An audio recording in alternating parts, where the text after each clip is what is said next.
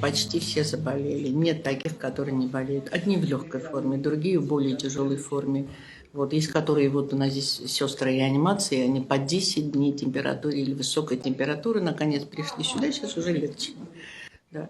Врачи воинственно все это воспринимают. У нас хирурги-врачи были, которые оперировали, потом опять температурили, получали лечение, а потом ходили на операции. Descend to us, we pray. Cut out our sin and enter us. Be born in us today. So,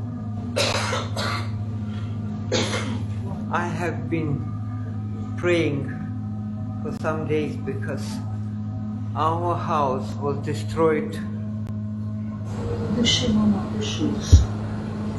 And we have no house now, no home. We have nothing.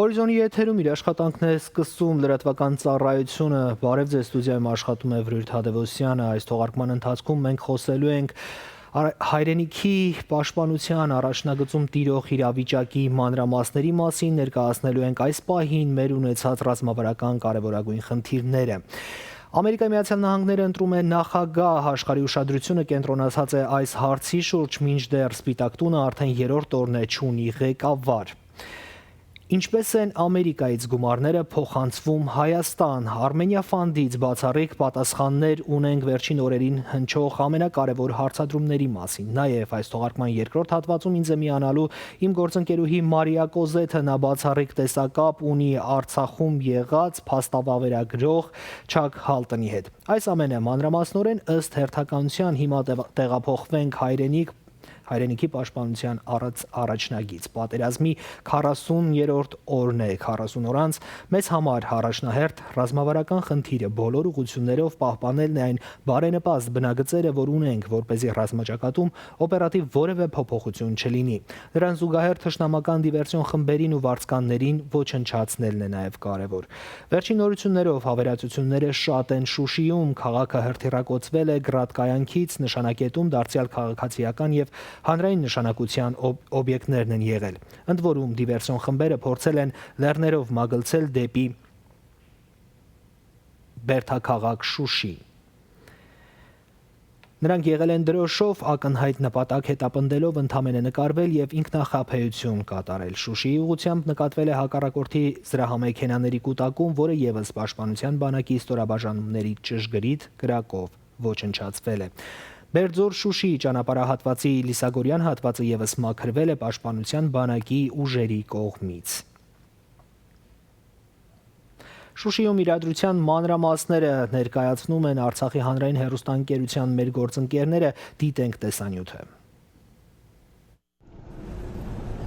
Դպրոցի հյուրանոց մշակութային օջախներ, թշնամուարկերի հետքերն ամենուր են Շուշիի քաղաքապետը քաղաքում չէ, Արծվիկ Սարգսյանը Բերդաքաղաքի մատույցներում էր, թշնամին նորից գրոհում էր, տղաներին աջակցության էր շտապել։ Ընդհանուր սաղքշեր ռմբակոծել են ու ժամը 7-ին ավելի ինտենսիվ ասկսել ռմբակոծությունը։ Դե մեզ ամեկել քանի դա գյուղում են, քաղաք շատ ավնասված, շատ ավնասված։ Տարբեր ձևից ինքից վնասված է, դե խաղաղություն լինի, դա արդեն երկրորդական հարցակը սարքի։ Կարևորը խաղաղություն լինի, կարևորը հաղթանակ տանենք, մնացը արդեն հեշտ է։ թշնամին, որ գիշերը հասել էր քարին տակ, այս պահին փորձում է քարին տակից բարձրանալ դեպի Շուշի։ Չի հաջողվում։ Ունեն բազմաթիվ զոհեր, տղաները դիմադրում են եւ մեծ կորուստներ պատճառելով ետ են մղում նրանց։ Հիմա այս պահին երևի մինամետ աշխատում իրենց կողմից մինամետ աշխատում, ես եմ դրա տարբեր ձևի զենքեր, չես իմանում ինչ զենքեր է, բայց հիմա արդեն մարդը գնում է բանով, ավտոմատով է մարդը գնում։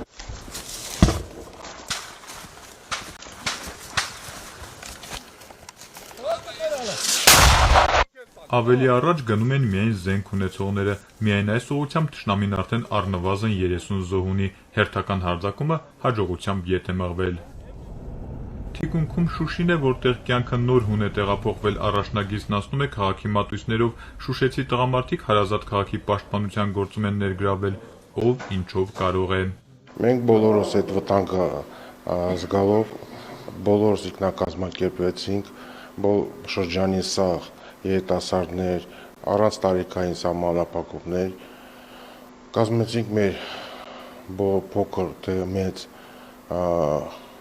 խմբավորումները, խմբում ամենատարիքով 70 տարեկանը, ամենաերիտասարդն էլ երևի 17-16 տարեկանից կա, որը զբաղվում է ինչ հարցեր ավել։ Մոտ մեկ ամիս առաջ մի մեծ բուժ հիմնարկ, այսօր մի փոքրիկ անկյուն է ղեկավարում Շուշիի հիվանդանոցի տնօրեն Վիգեն Խաչատրյանը։ Փաստորեն ստեղծել ենք փոքր հոսպիտալ, աշխատում ենք այստեղ։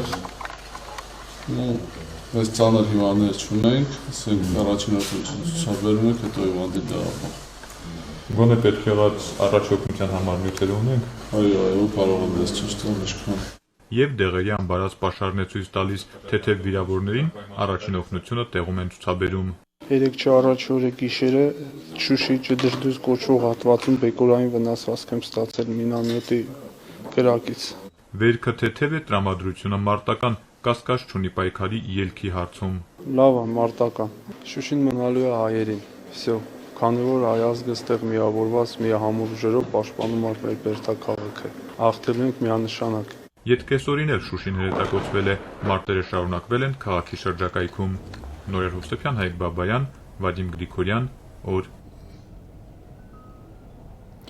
Շուշին հրթիռակոծվում է նաև հենց հիմա, հարգելի հեռուստադիտողներ, Պաշտպանության բանակից մենք ունենք վերջին նորությունները, որ ստացանք վայրկյաններ առաջ, ինչպես գիտեք, մեր հայրենիքում հիմա բացվել է նոյեմբերի 6-ի առավոտը, գիշերը խաղաղ բնակավայրերում անհանգիստ է եղել, կան տուժածներ։ Ադրբեջանա-թուրքական ուժերն ամբողջ գիշեր ինտենսիվ կրակի տակ են պահել Շուշի եւ Ստեփանակերտ քաղաքները։ Հրթիռակոծության հետևանքով Շուշիում հրդեհվել են մի քանի բնակելի տներ, իսկ մայրաքաղաքում կան ավերածություններ։ Դեպքերի վայրերում աշխատում են Արցախի արտակարգ իրավիճակների պետական ծառայության փրկարարական ջոկատները, քաղաքացիական բնակչության շրջանում նախնական տվյալներով կա 3 զոհ։ Լրագրողները առանց սահմանի հասարակական կազմակերպությունն էլ տարածած հայտարարության մասով նշում է, որ շուրջ 80 տեղացի եւ արտասահմանցի լրագրողներ չեն կարող Ստեփանակերտը լքել առանց վտանգելու իրենց կյանքը։ Այս թեմային նաև անդրադարձել է Reuters լրատվական գործակալությունը, Արծրուն Հովանիսյանը պատասխանելով այս հարցին մանրամասները ներկայացրել, լսենք նրան։ Առաջին անգամ չէ, որ խոսում ենք այն մասին, որ Ադրբեջանը թիրախավորում է խաղաղ բնակիչներին, լրագրողներին, ծննդատները, եկեղեցիները, այնպես որ այստեղ զարմանալու բան կարծես թե չկա, բայց ինչ վերաբերում է լրագրողների հետ աշխատանքին, ես 3 անձամբ շփվեցի նրանցից շատերի հետ, Պաշտպանության բանակը, Արցախի իշխանությունները աշխատանքի բոլոր պայմանները ստեղծել են եւ եթե նրանք ուզում են աշխատել, շարունակում են աշխատել, որևէ խոչընդոտող բան չկա։ Այլ է հարցը, որ կարող են թիրախավորվել։ Իսկ ովքեր որ ուզում են դուրս գալ Արցախից, ապա համապատասխան ճանապարհներ կան, ինչպես եւ ես 3 նշեցի, ինչպես գնացի Արցախ, այնպես էլ վերադարձա։ Որևէ այսպես վտանգ կոնկրետ ճանապարհները փակելու մասով չկա։ Պատերազմի մեկնարկից ի վեր միայն Հայաստանում, Հայաստանի Հանրապետության տարածքում 30 ադրբեջանական անօդաչու թռչող սարք է խոցվել, դրանց մեծ մասը Գեղարքունիքի մարզում է եղել։ Ուշ երեկոյան մարզում 4 անօդաչու է ոչնչացվել Հայաստանի զինված ուժերի հակաօդային պաշտպանության ստորաբաժանումները, անօդաչու թռչող սարքերից մեկը Շաթրջեքում, երկուսը Մեծ Մասրիկ Սոտքաթվածում, 4-րդն էլ Ակումբ գյուղում են խոցել։ Հայաստանի տարածքում Ադրբեջանի կողմից անօդաչու թռչող սարքերը կիրառելու դեպքերին նաև Հայաստանի գլխավոր դատախազությունն է անդրադարձել, գերատեսչությունը հայտարարում է, որ ադրբեջանական կողմը խախտել է Ժնևի կոնվենցիայի, ինչպես նաև միջազգային մարդասիրական իրավունքի նորմերը եւ նպատակաուղղված գրոհների թիրախ դարձրել Հայաստանի քաղաքացիական բնակչությանը եւ քաղաքացիական օբյեկտները։ Գլխավոր դատախազությունում արդեն քրեական գործ է հարուցվել ագրեսիվ պատերազմի եւ զինված ընդհարումների ժամանակ միջազգային մարդասիրական իրավունքի նորմերի լուրջ խախտումների հոդվածներով։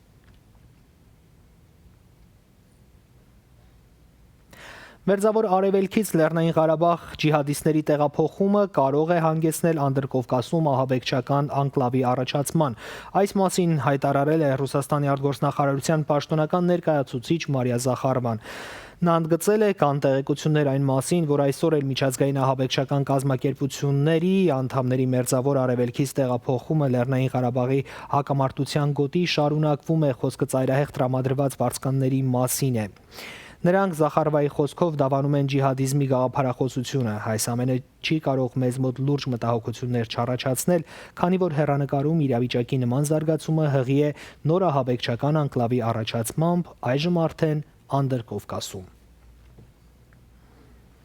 Այս թեմայի որպես հավելում գալիս է մեր գործընկեր NDSS-ի հետազոտությունը, որի համաձայն Ադրբեջանի պաշտպանության նախարարությանը պատկանող Il-76 հատուկ նշանակության ինքնաթիռը այս շաբաթվա ընթացքում արդեն 4-րդ անգամ վայրեջք է կատարել Իսրայելում։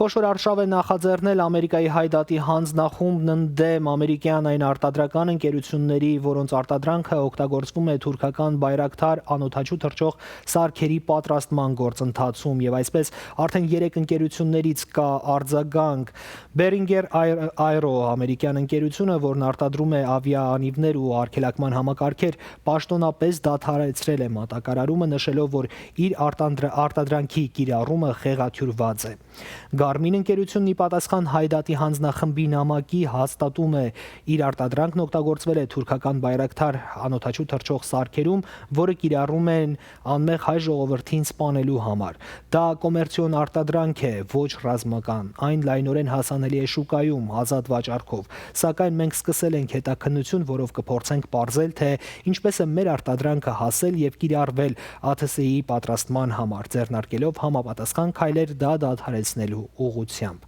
Կալիֆոռնիական Trimble Navigation ընկերությունը եւս դադարեցրել է իր արտադրանքի մատակարարումը Թուրքիա, բացահայտելով, որ այն կիրառվում է մահաբեր անօդաչու թռչող սարքերում, ինչպես նշված է հաղորդագրության մեջ։ Այս թեման շարունակական զարգացումներ ունի, առաջիկա հաղորդումների ընթացքում մենք կապ ենք հաստատելու հայդատի հանձնախմբի ատենապետների հետ, փորձելու ենք մանրամասներ պարզել ու կներկայացնենք ձեզ։ Մենք դեռ վերադառնալու ենք առաջնագծի ռազմական գործողություններին եւ մեր հայրենական պատերազմին, իսկ հիմա Ամերիկայի Միացյալ Նահանգներում նախագահական ընտրությունների բացառիկ մանրամասները ձեզ ներկայացնենք, արդեն 3-րդ օրն է, ինչ Սպիտակ տունը չունի ղեկավար, ընդ որում աշխարհի ուշադրությունը կենտրոնացած է այս թեմայի վրա։ Facebook սոցիալական ցանցը հեռացնում է յուրաքանչյուր 10 վայրկյանը մեկ հեռացնում է Թրամփի կողմնակիցների շուրջ 1000 գրառում, որոնք հնարավոր է առաջացնեն հասարակական անկարգություններ։ Այդ գրառումները հեռացվում են բռնության կոչերի անվան տակ։ Հիմա դիտենք պատկերը, թե ինչքան քվեներ ունեն տեխնացուներից յուրաքանչյուրը եւ այսպես մրցապայքարը ամենաթեժն է։ Պատկերը հիմա հետևյալն է. Ջո Բայդենն ունի ընտրական կոլեգիայի 253 քվեն, Դոնալդ Թրամփը 214։ Երբ Դոնալդ Թրամփը չսպասելով քվեների վերջնական հաշվարկին Սպիտակ տանը հավաքված աջակիցներին ասաց, թե հաղթել են ընտրություններում, բավականին լուրջ քննադատությունների արժանացավ։ Այս առումով Բայդենի արձագանքն ավելի զուսպ ու համբերատար է։ Սպասենք վերջնական տվյալների ամփոփմանը, ասում է Բայդենը։ Մինչդեռ նախագահական ընտրությունների քվեների հաշվարկը հնարավոր է ձգձգվի որոշ տեղեկություններով ընդհուպ մինչև նոյեմբերի 10-ը։ Հիմնական պատճառը ընտրողների աննախադեպ մեծ թվով մասնակցությունն է, ինչի հետևանքով ձայների հաշվարկը տարբեր նահանգներում տարբեր ժամկետներ է պահանջում։ Ընդ որում առանձին վարչաշրջաններ նույնիսկ հրաժարվել են աշխատել գիշերային հերթափոխով։ Նաև խնդիրներ են առաջացել քվեարկման ավտոմատացված համակարգերում։ Բոլոր խնդիրները լուծման փուլում են, բայց այնուամենայնիվ թե ով է լինելու աշխարհի թիվ 1 գերտերության ղեկավարը իմանալու ենք օրեր անց։ Ըստ էության ԱՄՆ նախագահական այս ընտրություններն արդեն հասցրել են պատմական ռեկորդներ սահմանել։ Բայդենն ունի ռեկորդային թվով քվեներ, պատմության մեջ առաջին անգամ այսքան մեծ ձայների քանակ է հավաքում նախագահի որևէ թեկնածու։ Ընդ որում, եթե ընտրվի Բայդենը, ապա նա կդառնա ԱՄՆ պատմության մեջ ամենատարեց նախագահը, ով երթմնակալության օրը կլինի 78 տարեկան։ Ընտրություն փոստային ծառայության միջոցով կորոնավիրուսի համավարակի պատճառով վաղ քվեարկության համար հաստատվեց փոստային ծառայության միջոցով քվեաթերթիկն ուղարկելը։ Որքան էլ դա քննադատվեց, այնուամենայնիվ ընտրողների մասնակցության ցուցանիշն անհամեմատ ավելի բարձր է եղել։ Որոշ տեղեկություններով արդեն ավելի քան 130 միլիոն մարդ մասնակցել է քվեարկությանը։ Նախընտրական քարոզարշավն ամենաթանկն է եղել ԱՄՆ-ի պատմության մեջ։ Այն արժեցել է մոտ 14 միլիարդ $, ինչն ավելին է, քան նախորդ երկու ընտրությունների քարոզարշավների ծախսած գումարը միասին վերցրած։ Ընտրական կոլեգիայում ամեն նահանգ ներկայացված է իր բնակչության թվին համապատասխան քանակի ընտրիչներով։ Հաղթելու համար թեկնածուին անհրաժեշտ է ստանալ 538 ընտրիչներից առնվազն 270-ի քվեն, այսինքն ստացվում է ԱՄՆ նախագահին եւ փոխնախագահին ընտրում են ԱՄՆ ներկայացուցիչների պալատի 435 անդամ, Կոնգրեսի, Սենատի 35 օրենսդիր, ինչպես նաեւ 13 նահանգապետ։ Ինչպես տեսնում եք, այս պահին վճռորոշ է երկու տեխնացուների համար էլ կան նահանգներ, որոնց քվեները կարող են որոշիչ դառնալ նախ եւ առաջ Ջոզեֆ Բայդենի համար, ով դեմոկրատական կուսակցության տեխնացուն է այս նախագահական ընտրություններում։ Դեմոկրատները կշարունակեն մեծամասնություն կազմել ներկայացուցիչների պալատում, հայտարարել է ԱՄՆ ներկայացուցիչների պալատի խոսնակ Նենսի Փելոսին։ Առողջապահության ոլորտին վերաբերվող նախընտրական քարոզարշավի մերդրույթները օգնեցին, որ դեմոկրատները պահպանեն իրենց մեծամասնությունը կորոնավիրուսային համավարակի ընթացքում ուժեղացնելով դրա բովանդակությունը, ասել է Փելոսին։ Այս մրցապայքարում մեր նպատակն էր հաղթել, որպեսզի կարողանանք պաշտպանել մատչելի խնամքի մասին օրենքը եւ կարողանանք ջախջախել վիրուսը։ Թրամփի վարչակազմի խղճուկ արձագանքը կորոնավիրուսի համավարակին ու դրա հետևանքով առաջացած ճգնաժամին վերջին հիշեցումն է այն մասին, որ նրանք հարգանք չունեն կարիքավոր մարդկանց նկատմամբ։ Դեմոկրատները հավատարիմ են ընտանիքներին առաջնահերթությունը տալու պայքարին, հայտարարել է Փելոսին։ Սենատի ընտրություններում վերջնական պատկերը դեռ հստակ չէ, սակայն արդեն հայտնի է, որ հայամետ կոնգրեսականների մեծ մասը վերընտրվել են։ Եվ այսպես Ադամ Շիֆը, Բրեդ Շերմանը, ինչպես նաև վերջերս կոնգրեսում Արցախի անկախության ճանաչման բանաձևը շրջանառության մեջ դրած Գրեյս Նապոլիտանոն վերընտրվել են։ Ըստ New York Times-ի տվյալների Ադամ Շիֆը ստացել է նախնական հաշվարկով քվեների 74%, Բրեդ Շերմանը 70%, Գրեյս Նապոլիտանոն 67%։ Հիշեցնեմ նաև նախագահական ընտրություններին զուգահեռ ԱՄՆ-ում նոյեմբերի 3-ին Սենատի եւ ներկայացուցիչների տան անդամների ընդհանուր թվի 1/3 ընտրություններն են կայացել։ 100 տեղանոց Սենատի համար ընտրությունները անցկացվել են 35 տեղի համար։ Մինչ այս ընտրությունները Սենատում մեծամասնություն էին կազմում հանրապետականները 53-47 հարաբերակցությամբ։ Սենատի ընտրություններում վերջնական պատկերը դեռ հստակ չէ։ Ամերիկայում ընտրությունները, ապա նաև հետընտրական հաշվարկները ուղեկցվում են բողոքի զանգվածային ցույցերով։ Վաշինգտոնում, Նյու Յորքում, Կալիֆոռնիայում եւ այլ նահանգներում երկու տեխնացուների կողմնակիցները դուրս են եկել փողոցներ կոչերով ու բողոքի ձայներով։ Ոստիկանական ուժեղացված ծառայություն է իրականացվում տարբեր քաղաքներում, այդ թվում նաև Լոս Անջելեսում, որպեսզի հավաքները չվերածվեն զանգվածային անկարգությունների։ Արդեն իսկ կան տասնյակ ձերբակալություններ, առգրավվել են մեծ քանակությամբ զենքեր եւ պայթուցիկ նյութեր։ Հասարակական կարգը պահպանելու եւ քաղաքացիների անվտանգությունն ապահովելու համար գործի է անցել ազգային գվարդիան։ Officer Sharp, why? Officer Sharp, why? Officer Sharp.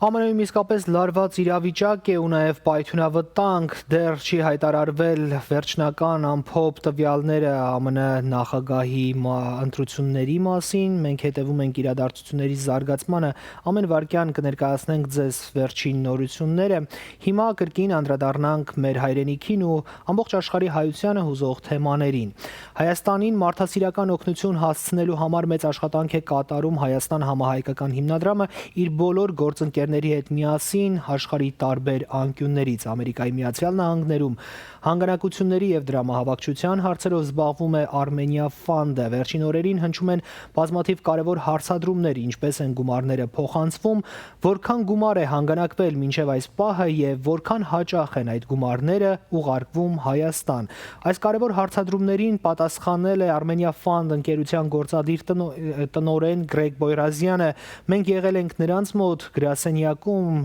տեսանյութը ներկայացնում ենք ձեր ուշադրությանը։ Armenia Fund-ի գրասենյակում աշխատանքն անդադար է։ Մեկ ծանրաբեռնված են, մեկ թեթև կախված է այցելուներից ու զանգերից։ Մեր նկարահանման պահին գրասենյակ եկան Գարուն բարեգործական կազմակերպության ներկայացուցիչները, որ նաև Միհրդատ ազգային վարժարանի շրջանավարտներ են։ Նրանց նախաձեռնությունից գոյացած $15,300 են նվիրաբերում հիմնադրամին։ Մինչև այս պահը Ամերիկայում հանգանակվել է շուրջ $70 միլիոն, ասում է Armenia Fund-ի գործադիր տնօրեն Գրեգ Բոյրազյանը։ Այդ գումարի մեծ մասն արդեն փոխանցվել է համահայկական հիմնադրամին։ Թիվն անընդհատ փոխվում է, որովհետև գործընթացը շարունակական է։ Ամեն 2-3 օրը մեկ հավաքված գումարը փոխանցվում է Հայաստան։ Այդ տրանսֆերները տեղի են ունենում համահայկական հիմնադրամ առանց որևէ տոկոսների, առանց որևէ չարջերի կամ ֆիերի, հանգանակած գումարների 100%-ը փոխանցում են Հայաստան համահայկական հիմնադրամ։ Ինչպես տեղյակ եք, հիմնադրամը ինքը գլոբալ կազմակերպություն է, ունի 25 տեղական մարմին, partner կազմակերպություններ, որից մի հատը մենք ենք եւ ամեն հիմնադրամ ունի իր աշխատանքի եղանակը տվյալ երկրի օրենքի սահմաններում, որտեղ գումարները գալիս են տարբեր կանալներով, որոնք գալիս են բանկային տրանսֆերով, գալիս է credit card-ը մի քիչ ժամանակ է տևում, որտեղ credit card-ի processing ընկերությունը մոտավորապես 3, 4, 1-5 օրից են մեզի գումարը փոխանցում, որտեղ այնտեղ որոշ բանկեր տարբեր համակարգեր ունեն, տարբեր սիստեմներ, տարբեր process-ներ կա, այսինքն կուտակվելուն պես, երբ որ գալիս է մեր մոտ, իհարկե հաշվեկնիչ հանձնախումբի հսկողության տակ դա տրանսֆեր լինում նոր Հայաստան։ Կալիֆոռնիայում հանգանակությունները շարունակվում են անդադար, միտեղ դրամահավաք աճուրդ է, մեկ այլ տեղ փոքրիկ վաճառք, ամեն հնարավոր միջոց օգտագործվում է։ Ավելի քան $30 միլիոն էլ հավաքվեց Լոս Անջելեսում անցկացված Armenia Aid թելեթոնի ընթացքում։ Ընդհանուր թվով այս պահին ավելի քան $163 միլիոն է հանգանակված։ Հանգանակությունների աշխարհագրությունը հրապարակելուց հետո տարակարծություններ եղան։ Հայաստանի եւ Ամերիկայի ցուցանիշների տարբերությունը քիչ էր։ Դա մտահոգիչ չէ, հայկական Սփյուռքի համայնքները տարբեր են դիմագծով ու ակտիվությամբ։ Տեսեք, համեմատելը մի քիչ դժվար է, որտեղ Ամերիկայում կան տարբեր համայնքներ, նույն օրինակ ասենք Լոս Անջելեսում, Լաս Վեգաս, Սան Ֆրանցիսկո, Նյու Յորք եւ ամեն համայնք ունի իր շերտավորումը եւ ունի իր համախմբվածությունը։ Եվ դրանից ելնելով հիմնադրամը այստեղ Armenia Fund USA գերաշխատանք է տանում բոլոր համայնքները կապելու, համայնքային կազմակերպությունների հետ միասին, միատեղ եւ արդեն դրա արձագանքը տեսնում ենք։ Ինչ վերաբերվում է գումարների հավաքման մասին, Հայաստանի թվերը, եթե չեմ սխալվում, ավելի շատ գեներացված է բիզնեսմենների, մեծ գործարարների, իսկ այստեղ ավելի շատ ժողովրդական թիվեր է, որ մոտ 70 միլիոնը ձեզ ներկայացրեցի, դա ժողովրդից հանգանակած գումարներն է, ժողովրդական grassroots մասնակցությունն է։ Արմենիայի ժամանակ հանգանակված 30 միլիոն 523 հազար 692 դոլարն էլ դեռ փոփոխվում է դրական աճով։ Շարունակվում են նվիրատվությունները, բարերարները դեռ գումար են փոխանցում Թելեթոնի համար, դա բնորոշ է հեռուստամարաթոններին։ Հեռուստամարաթոնից Armenia Aid-ից անմիջապես հետո մենք ստացանք նվիրատվություններ, չեկեր կամ նույն ինտերնետային տրանսֆերներ, որ նախապես խոստում չէին տվել, այսինքն դա սովորաբար հեռուստամարաթոններից մոտավորապես 3-ից 4 ամիս շարունակ այդպիսի նոր նվիրատվություններ են գալի, որը ինքը նվիրատուն ասում է, որ սա իմ հեռուստամարաթոնի մասնակցությունն է, դա ոնց որ հեռուստամարաթոնի դրական հետքն է, որ եւս գետա մի քանի շաբաթ, մի քանի ամիս։ Հիմնադրամի կայքեջում տեղադրված է խոշոր նվիրատուների ցանկը, կան նաև անանուն բարերարներ։ Ամենահուզիչ պատմություններից մեկն էլ քնարիկ Կլարա Մարկոսյանինն է։ 102 տարեկան կինը, ով ցեղասպանությունը վերապրածների ընտանիքից է, $1 միլիոն նվիրաբերեց, որպեսզի, ինչպես ինքն է ասում, քարտեզի վրայից չջնջվի Հայաստանը, նաև հույսով, որ այդ գումարը բարի նպատակի կծառայի։ Հայրենիքին մարդասիրական օգնություն հասցնելու համար դրամահավաքները շարունակվում են անդադար։ Ամենաապահով ու վստահելի միջոցն էլ շարունակում է մնալ ուղիղ նվիրատվությունը Հայաստան համահայկական հիմնադրամին։ Լոս Անջելեսից Վրույթ Հադևոսյան, Արտուր Մարտիրոսյան, Հորիզոն TV։ Այս պահի համար հորվա լրահոսից ու նաև շաբաթվա ամփոփումից ձեզ համար առանձնացրել էինք այսքանը, հարգելի հեռուստադիտողներ, թողարկման այս հատվածում ինձ է միանում իմ գործընկերուհի Մարիա Կոզեթը։ Նա արդեն տաղավարում է, Մարիա, բարի երեկո, հիմա Մարիան բացառիկ հարցազրույց է ունենալու Արցախյան հայրենական պատերազմին մասնակցած փաստավավերագրող Չակ Հալտնի հետ, լսենք նրան։ Շնորհակալություն, Մարիա։ As you heard, there's ongoing heavy shelling in Stepanakert, and it's absolutely heartbreaking, but we will be following the developments. Now for tonight's interview. Chuck Holton is a war correspondent, motivational speaker, and published author. He has been a freelance cameraman following Oliver North on his travels. Mr. Holton is a decorated veteran of the U.S. Army and graduated both Airborne School and Ranger School. He attended Jumpmaster School, Nuclear Biological Warfare School, and Assault Climber School. He recently returned from Artsakh, where he documented and provided in-depth coverage of the war. Welcome, Chuck. Thank you for joining us tonight. Thank you for having me. So, what are your views when comparing the war in Artsakh with other wars? That's a very good question. When we take other wars, every war is a little bit different. It has its own flavor. You take the war in Syria, for example, right now, much more large scale, millions of people displaced, but a lot of the same kind of brutality because the enemy is the same. The Turks and the Free Syrian Army, which are former ISIS fighters, are now engaged in Artsakh. And so the tactics and the techniques are very similar. Lots of bombing of civilians, lots of brutality when civilians are confronted by these forces. And I would say, you look at a conflict like Marawi in the Philippines, for example, much more contained, very small, localized conflict, but very, very violent with lots of snipers and that sort of thing in an urban environment. That's not so much the case in Artsakh. Mostly what we're seeing in Artsakh now is an indirect fire war. And so both sides are shelling each other. Both sides are using aerial munitions and you're seeing drones being used by Turkey and the Azeris against civilian areas. A lot of what undoubtedly qualify as war crimes happening in this conflict. And it's almost like, I don't want to sound one-sided in saying this, but I find it very cowardly when a military force uses indirect fire against civilians in order to get them to leave an area rather than having to go in and deal with those civilians in the area by actually taking it by force. Right. So we do know that the Azeris and Turks are committing war crimes, and in that using illegal weaponry against civilians. What is the impact and implications of such weapons like cluster munitions and more recently white phosphorus? I think the long-term impact is that you're never going to gain the support of the people. It's been proven over and over that terrorist activity against civilian populace ends up in the long run losing you the war. And that's been shown throughout history. So that's a bad idea to begin with. When we say that these are illegal munitions, they're only illegal insofar as these international treaties of which Azerbaijan and Armenia are not party to.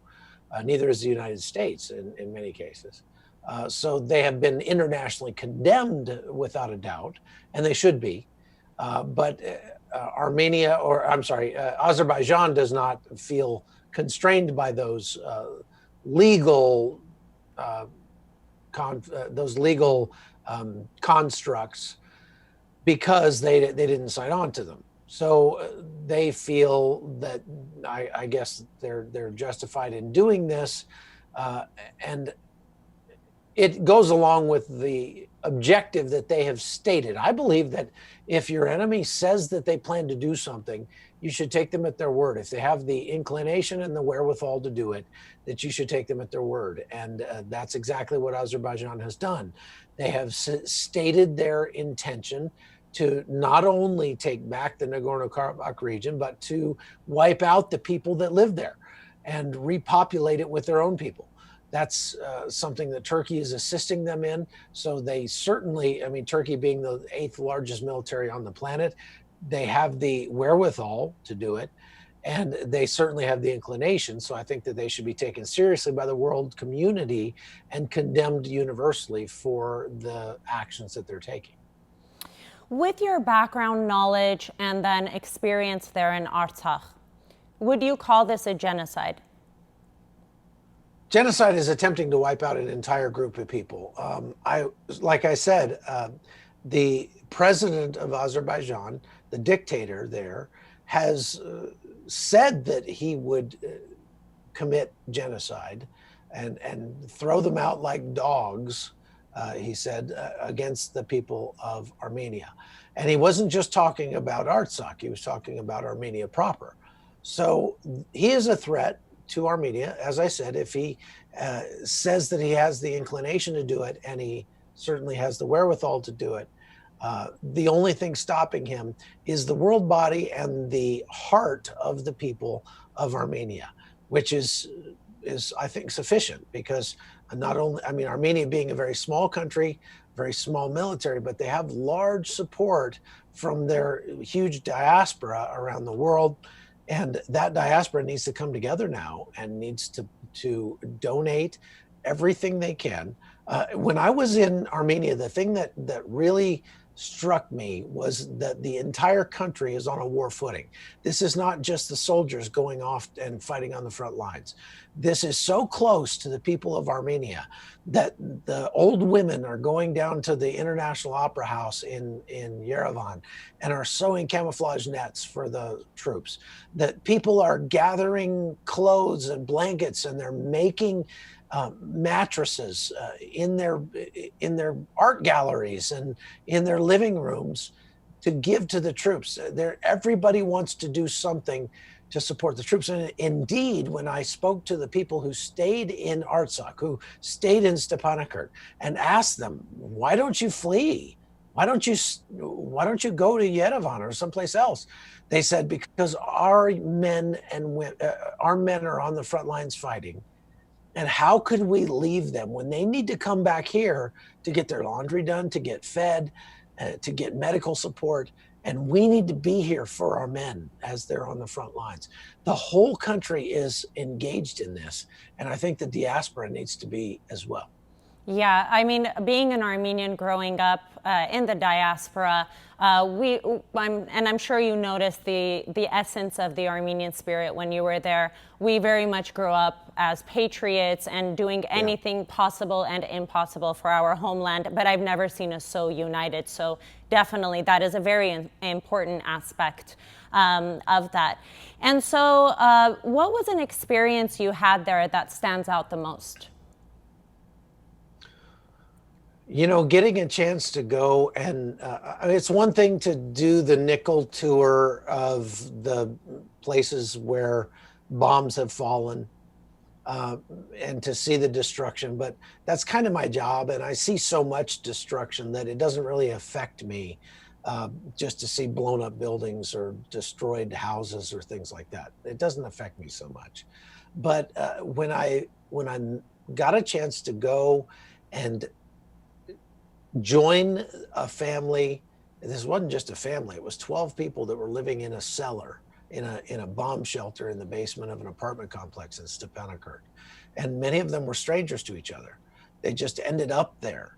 And I spoke to one woman who came from a village called Toch, out maybe an hour and a half from Stepanakert.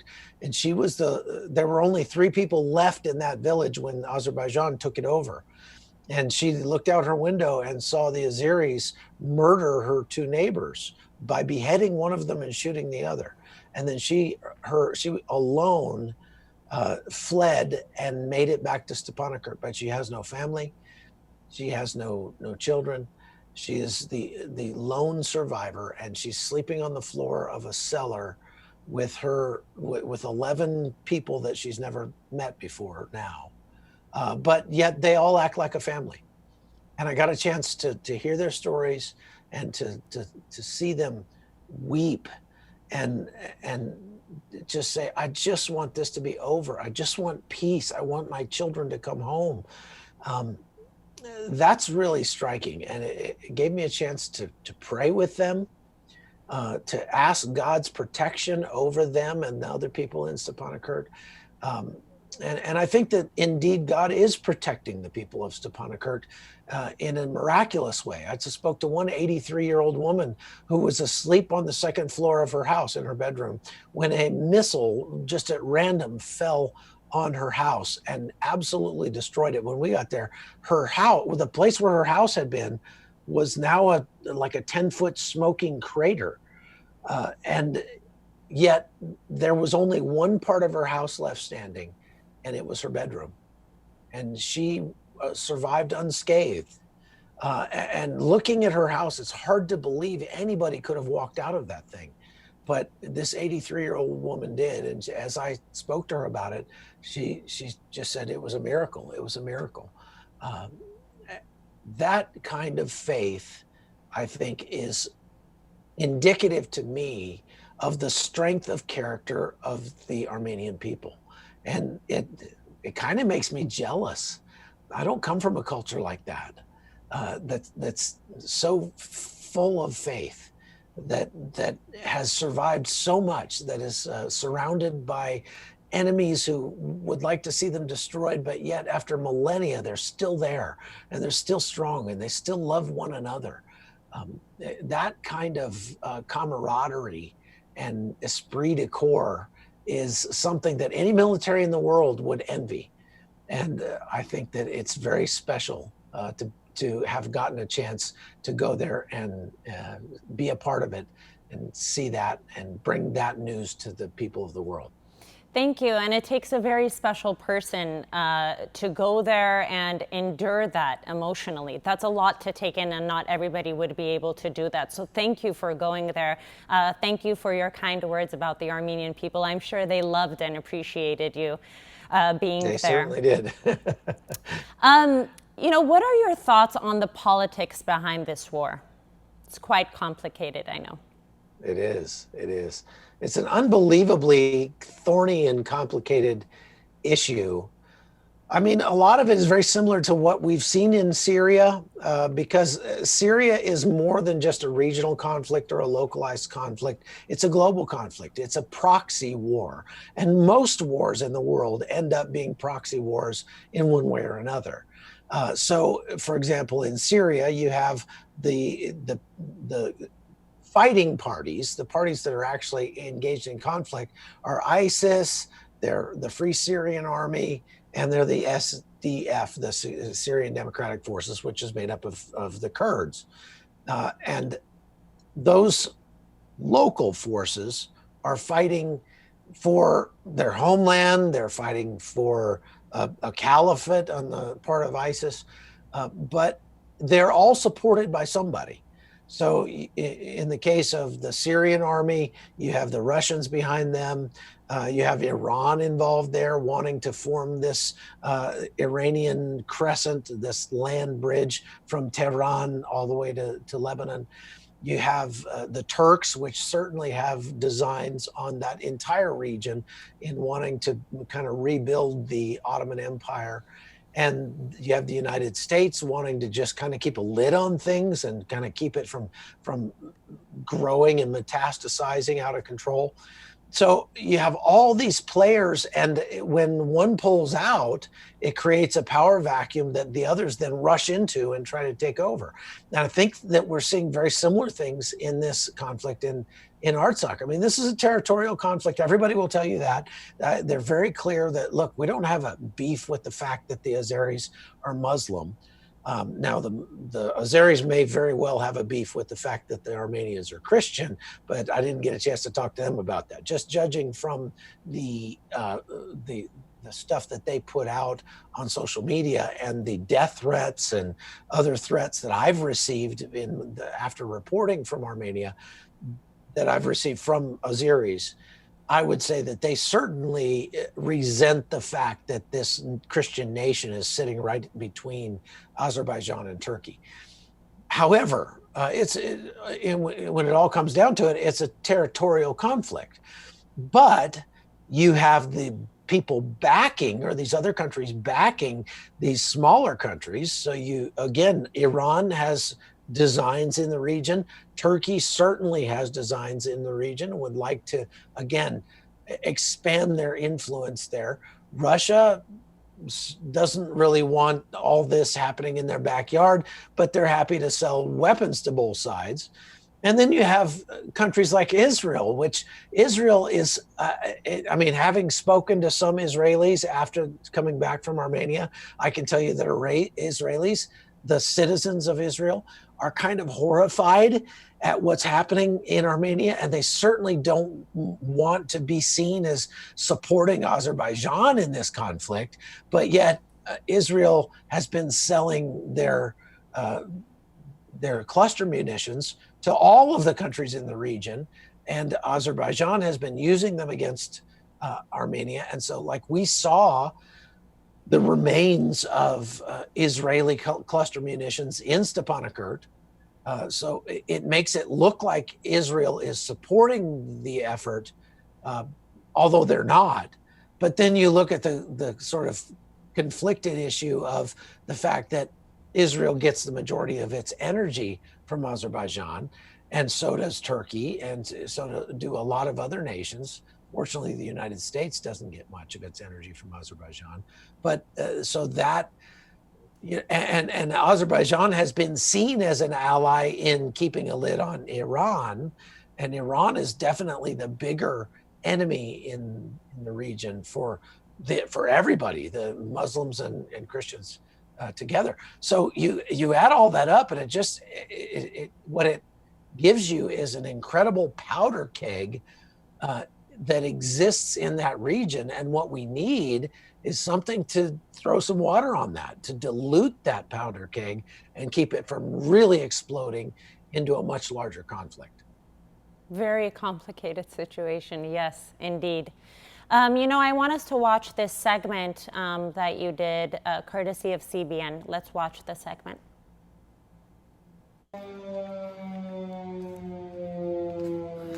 These sirens have been going off for hours, and part of the reason is because The Azeris are using cluster munitions on Stepanakert. Cluster munitions are for use against troops in the open. They're for use against people, and not meant for civilian areas for sure. So in this neighborhood where I am now, there are signs of these cluster munitions all over. All the glass is broken. You can see basically these cluster munitions drop hundreds and hundreds of small bombs, and they spread out over a wide area and then explode with basically lots of bullets that go out. So you see this car behind me? It's got all kinds of holes in it. It'd be like a giant shotgun aiming it at a civilian area.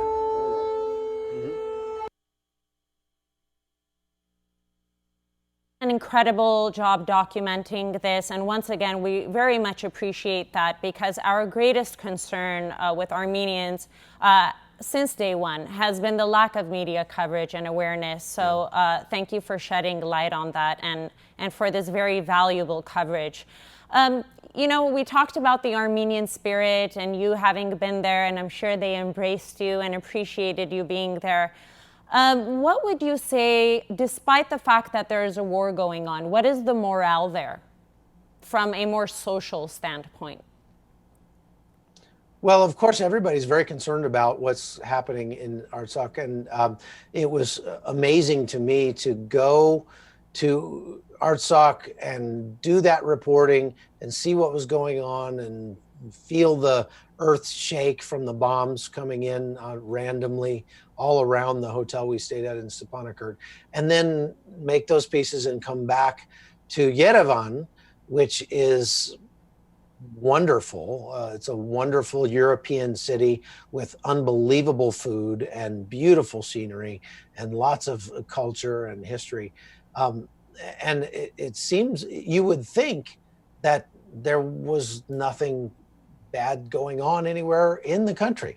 But then if you look a little closer, you see the signs on the restaurants saying we're giving part of our profits to the war effort, or you see people lining up to buy lavash or some local delicacy from a street vendor because the money that they're raising there is going to the troops. You start to notice that the entire country is on a war footing. You see the signs and the billboards all around extolling the virtues of fighting for one's country. You know, coming from a very divided culture in the United States, it's actually very refreshing to see how the solidarity of the people of Armenia. Most people in the United States they couldn't find Armenia on a map if you put a gun to their head. I had not visited Armenia before, and I've been to most countries in the world. And I was just pleasantly surprised, so much that I'm planning to bring my family back on vacation. And I want to come back as soon as possible. And I hope that I can come back and do more reporting there, because I feel like I only scratched the surface in a week or 10 days that I spent there. I only got to scratch the surface, and there's just so much more reporting that needs done. And so if I can fund it, I'd like to come back and do maybe a longer documentary about the conflict. Because as you said, the world needs to know what's going on. And I recall an elderly woman that I met in that cellar in Stepanakert who told me through tears that she just wanted this to go back to normal. She just wanted peace. She just wanted to see her children and her grandchildren come home safely. And I told her, you know, it's very hard to watch an old woman cry. And it was very emotional for me to see that. Having lost my mother this year, it was just very emotional. And so I told her, I wish that I could stop this. I wish that I could fix this, but I can't. I'm not that powerful. But the one thing I can do for you is I can tell the entire world what's going on. And, you know, with all the craziness that's going on here in the United States with the elections and the riots and all the unrest that's happening here, most people are very distracted from the greater issues that are happening in the world. But they need to get past those things and see that there are actual life or death issues, existential threats to our brothers and sisters in Christ all over the planet. And they need to know those things. So that they can pray, so that they can give. The American people are the most generous people group on the planet. And if they knew the depth of the need of what's going on in Artsakh, I believe that they would rise up and they would do something about it. So I feel like I want my mission to be to get that word out. I was really disappointed to hear that I was the only American television journalist on the ground in Artsakh, that all of the reporting that's happened in the United States from Artsakh has been secondhand, where they take stuff off the AP wire and they sort of put some text to it and put it out there. There's been almost no actual personal reporting, boots on the ground happening from Artsakh, and more of that needs to happen. So I'd like to volunteer. If we can raise the funds, I'm going to come back. Absolutely. I hope you know how grateful we are for your meaningful work. I mean, I'm sure you already understand how meaningful it is. And God willing, when the war is over, please do go back to Armenia with your family. We would love to have you there. Once again, thank you so much for joining me. Interviews like this make my career just better. So thank you so much once again. Well, God bless you, and God bless Artsakh and Armenia. Thank you. God bless you. Thanks for tuning in. Earlier, my colleague Varun Tatevosyan covered the Armenian news. I'm Maria Kozet for Horizon Armenian TV.